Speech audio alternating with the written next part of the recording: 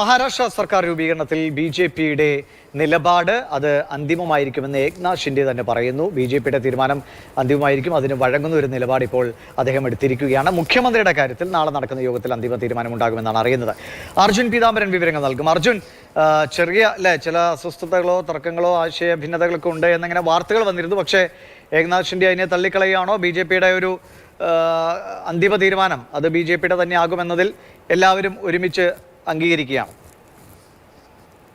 മുഖ്യമന്ത്രി ബി.ജെ.പിയുടെ തന്നെ ആയിരിക്കുമെന്നുള്ള കാര്യം ഏകദേശം ഉറപ്പായിരുന്നു. അതിനോടൊപ്പം നിൽക്കുന്ന ഒരു പ്രസ്താവനയാണ് എന്തായാലും ഇപ്പോൾ ഏക്നാഥ് ഷിൻഡെയുടെ ഭാഗത്തു നിന്നും ഉണ്ടായിരിക്കുന്നത്.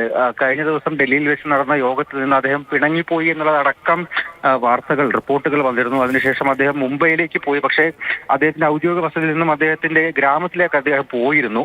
പ്രധാനമായിട്ടും ചില അസുഖങ്ങളെ തുടർന്നാണ്, അദ്ദേഹത്തിന്റെ അനാരോഗ്യത്തെ തുടർന്നാണ് അങ്ങനെ ഗ്രാമത്തിലേക്ക് പോയത് എന്ന് അടക്കം അദ്ദേഹം ഇപ്പോൾ പറയുന്നുണ്ട്. എന്തായാലും ഇന്ന് വൈകിട്ടോടുകൂടി അദ്ദേഹം മുംബൈയിലേക്ക് തിരിച്ചെത്തുന്നുണ്ട്.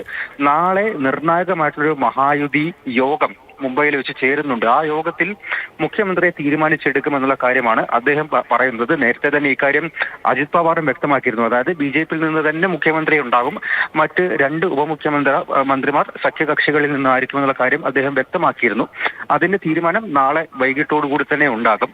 5-ാം തീയതി വൈകിട്ട് 4 മണിക്കാണ് മഹാരാഷ്ട്രയിൽ പുതിയ സർക്കാരിന്റെ സത്യപ്രതിജ്ഞ ഉണ്ടാകുക. അത് ആസാദ് മൈതാനിൽ വെച്ചാണ് നടക്കുന്നത്. നരേന്ദ്രമോദി അടക്കമുള്ള പ്രമുഖ രാഷ്ട്രീയ നേതാക്കൾ പങ്കെടുക്കുന്നുണ്ട്. എന്തായാലും നാളെ വൈകിട്ടോടുകൂടി ആരായിരിക്കും മുഖ്യമന്ത്രി എന്നുള്ള കാര്യത്തിൽ ഒരു തീരുമാനമുണ്ടാക്കും. പക്ഷെ അത് ഔദ്യോഗിക പ്രഖ്യാപനം നാളെ തന്നെ ഉണ്ടാകുമോ എന്നുള്ള കാര്യത്തിൽ ഏക്നാഥ് ഷിൻഡെയോ അല്ലെങ്കിൽ ബി.ജെ.പിയോ ഒന്നും തന്നെ ഒരു വ്യക്തത വരുത്തിയിട്ടില്ല. പക്ഷേ നിലവിലുണ്ടായിരുന്ന ആ പ്രശ്നങ്ങൾ, ഈ മുന്നണിക്കകത്ത് തന്നെ നിലനിൽക്കുന്ന പ്രശ്നങ്ങൾ, അത് ഇപ്പോൾ തീർന്നിട്ടുണ്ട് എന്നുള്ള കാര്യം കരുതാൻ വേണ്ടി സാധിക്കും. കാരണം നരേന്ദ്രമോദിയും അമിത്ഷായും എടുക്കുന്ന നിലപാട്, അവരുടെ തീരുമാനം അത് അന്തിമമായിരിക്കും, അത് താൻ അംഗീകരിക്കുമെന്നുള്ള കാര്യമാണ് ഏക്നാഥ് ഷിൻഡെ വ്യക്തമാക്കിയിരിക്കുന്നത്. അതായത് ബി.ജെ.പിയിൽ നിന്ന് തന്നെ മുഖ്യമന്ത്രി ഉണ്ടാകും.